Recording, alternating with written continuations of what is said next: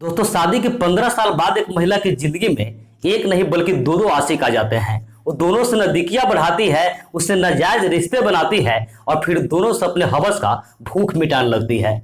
धीरे धीरे दोस्तों ये बात उसके पति को पता चल जाता है और जब उसके पति को पता चलता है तो अपने पत्नी को साफ साफ दोनों से बात करने के लिए मना कर देता है। दोस्तों की जो पत्नी होती है अपने पति का बात मान भी लेती है, लेकिन इसके बाद दोस्तों जो होता है जब आप सुनेंगे तो आपके पैरों तले से जमीन खिसक जाएगी। सो आइए जानते हैं घटना की पूरी कहानी इस वीडियो में। लेकिन वीडियो में आगे बढ़े इससे पहले आपसे एक छोटी सी गुजारिश है, आप प्लीज वीडियो को लाइक कर दीजिए, साथ ही साथ चैनल को भी सब्सक्राइब कर लीजिए ताकि मेरा हौसला बढ़ता रहे। दोस्तों ये कहानी पंजाब की है लेकिन शुरू होती है हिमाचल प्रदेश के कागरा से। दोस्तों कागरा पहाड़ियों से घिरा हुआ है और वहां पे बहुत सारा होटल है। उसी होटल में एक होटल है अशोक होटल। दोस्तों अशोक होटल में एक व्यक्ति एक महिला के साथ कमरा लेते हैं और उस कमरा में पूरी रात गुजारते हैं। लेकिन जब सुबह होती है तो जो हाउस कीपर होता है उसके कमरे के बाहर जाकर दरवाजा नॉक करता है ताकि वो कमरा खोल दे और अंदर जाकर साफ सफाई कर सके। लेकिन काफी देर तक दरवाजा नॉक करने के बाद भी जब दरवाजा नहीं खुलता है तो जो हाउस कीपर होता है उन्हें यह लगता है कि हो सकता है कि लोग देर से उठते होंगे इसलिए नहीं खोल रहे हैं। दोस्तों वापस आ जाते हैं और लगभग 2 घंटे के बाद फिर से उस कमरे के पास जाते हैं और फिर से दरवाजा नॉक करते हैं, लेकिन फिर से वही बात, वो दरवाजा फिर से नहीं खुलता है। तो इसके बाद जो हाउस कीपर होता है उन्हें लगता है कि ये बात जरूर उसके स्टाफ को शेयर करना चाहिए। इसके बाद जो होटल के स्टाफ होते हैं वो स्टाफ के पास जाते हैं और उन्हें सारी बात बताते हैं कि सर पता नहीं क्या हुआ कि हम 2 घंटा पहले भी गए से दरवाजा नॉक किए हैं लेकिन अंदर से कोई रिप्लाई नहीं मिला है। इसके बाद 2 घंटा बाद फिर से गया लेकिन फिर से कोई रिप्लाई नहीं मिल रहा है। चल के पता कीजिए कि वहां क्या चल रहा है। जिसका जो होटल का जो स्टाफ होते हैं वो स्टाफ भी हाउस कीपर के साथ उसे कमरे के बाहर जाते हैं और फिर से दरवाजा उसके सामने ही पीटा जाता है, लेकिन अंदर से फिर से कोई रिप्लाई नहीं आता है। इसके बाद दोस्तों उसमें से एक स्टाफ होता है वो पीछे जाके एक छोटा सा विंडो था उसे झांकने का फैसला लेता है और पीछे जाता है और पीछे जो विंडो होता है वो विंडो से जब झांक कर देखता है तो अंदर जो दिखाई देता है देखकर इसका चीखे निकल जाता है। दोस्तों दरअसल एक व्यक्ति था जो मरा पड़ा था और खून से लथपथ था। वो दौड़ के ही बाहर आते हैं। अब बाकी दूसरा स्टाफ था उसे सारी बात बताते हैं। दोस्तों के बाद जो स्टाफ था वो स्टाफ कागरा पुलिस को फोन करते हैं। कागरा पुलिस वहां पहुंचते हैं और उसके सामने ही मास्टर की से उस दरवाजा को खोला जाता है। जब दरवाजा को खोला जाता है तो देखता है कि वहां जो लाश है वो मरा पड़ा हुआ है, उस पर चाकू से गोदा गया है और ऐसा लग रहा था जैसे उसको चेहरा को पूरी तरीके से बिगाड़ा गया हो ताकि कोई इससे पहचान नहीं सके। दोस्तों पुलिस वाले होते हैं उस कमरे को अच्छी तरह से खंगालते हैं लेकिन उन्हें कोई सुराग नहीं मिलता है कि बॉडी किसका है। दोस्तों जो पुलिस वाले होते हैं वहां के स्टाफ से पूछते हैं कि व्यक्ति यहाँ अकेले आया था या किसी और के साथ आया था। तो स्टाफ लोग होते हैं वो कहते नहीं साहब कि जब आया था तो इसके साथ एक महिला भी थी।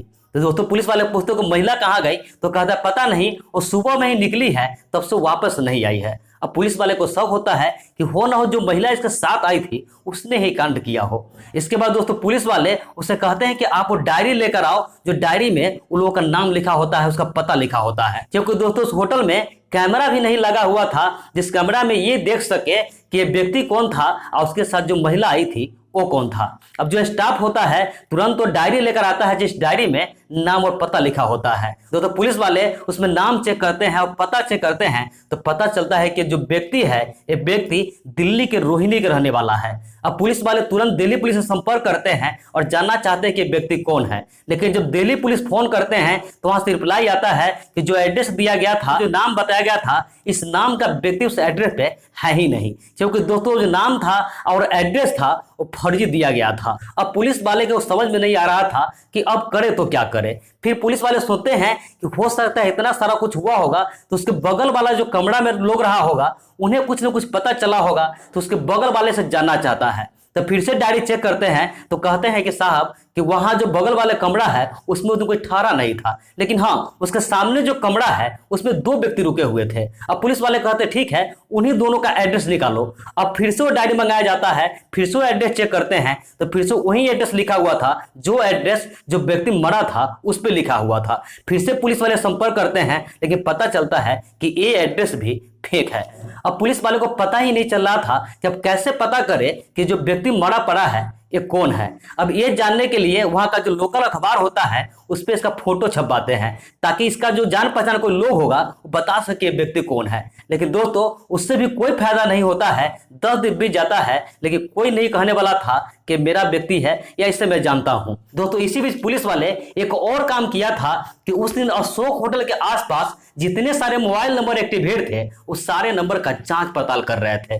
जांच पड़ताल करते करते जब पता चलता था कि फल्ला का नंबर है तो उसे छांट रहे थे, और छांटते छांटते पुलिस वाले को एक नंबर हाथ लगी थी, जो नंबर की अशोक होटल में एक्टिवेट था, और उस नंबर से कई बार उस दिन कॉल किया गया था। अब पुलिस वाले जानना चाह रहे थे कि नंबर किसका है। लेकिन दोस्तों लगभग 10 दिन बीतने के बाद एक व्यक्ति आता है और कहता है साहब कि जो मरने वाला व्यक्ति है वो मेरा भाई है और उसका नाम सुरेंद्र पाल है। अब पुलिस वाले पूछते हैं कि व्यक्ति करता क्या है, कहाँ रहता है, तो कहते हैं कि साहब ये दिल्ली में रहते हैं और वहाँ ट्रेवल एजेंसी में काम करते हैं। तो बताइए यहाँ क्यों आया, तो कहता है मुझे नहीं पता कि यहाँ क्यों आया, इसे तो इस वक्त दिल्ली में होना चाहिए था। दोस्तों पुलिस वाले कहते कोई बात नहीं है, उन्हें एक नंबर दिखाते हैं और कहते हैं क्या इस नंबर को पहचानते हो। अब जैसे वो नंबर देखता है तो सुरेंद्र पाल का जो भाई होता है वो कहता हाँ साहब मैं जानता हूं कि ये मेरे भैया सुरेंद्र पाल की पत्नी नरेंद्र पाल की है। अब पुलिस वाले को सोचते हैं कि हो न हो जो महिला इसके साथ आई थी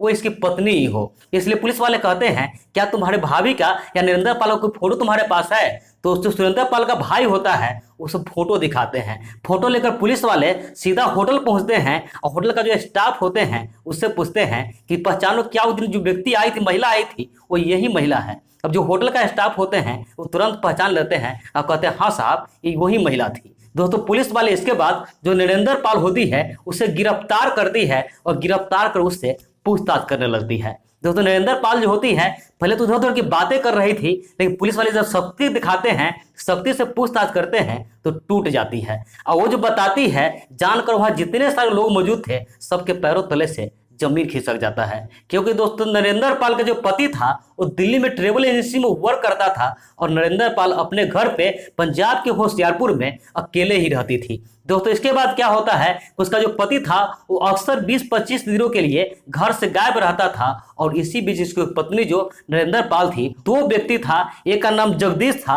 और दूसरे का भूपेंद्र था। दोनों से बातचीत शुरू हो जाती है। बातचीत करते करते दोनों के साथ वो अवैध रिश्ते में जाती है, दोनों के साथ हवस का भूख मिटाने लगती है। दोस्तों ये बात किसी तरीके उसका जो पति होता है उससे पता चल जाता है, और जब उसके पति को पता चल जाता है तो अपने पत्नी को साफ साफ कहता है कि तुम वो दोनों से बात नहीं करोगी। उसकी जो पत्नी होती है वो कहती है ठीक है मैं बात नहीं करूंगी। इसके बाद उसका पति होता है फिर से वो दिल्ली चला जाता है, और उसके लगले कुछ ही दिन बाद इसकी जो पत्नी होती है वो भी दिल्ली पहुंच जाती है और कहती है कि मैं अब घर पे नहीं रहूंगी, मैं आप ही के साथ रहूंगी, मैं अब वो दोनों से बात भी नहीं करती हूँ। तो उसका जो पति कहता है ठीक है बहुत अच्छी बात है। तो फिर इसकी पत्नी कहती है कि एक काम कीजिए चलिए हम लोग हिमाचल कांगड़ा में घूमने चलते हैं ताकि मेरा भी मन बहल जाए। उसका पति कहता है ठीक है। फिर उसकी पत्नी कहती है कि वहां चलेंगे तो किसी को बताएंगे नहीं कि हम लोग कांगड़ा जा रहे हैं। उसके पति कुछ पता नहीं होता है, अपने पत्नी के बातों में आ जाता है और वहां कांगड़ा चला जाता है।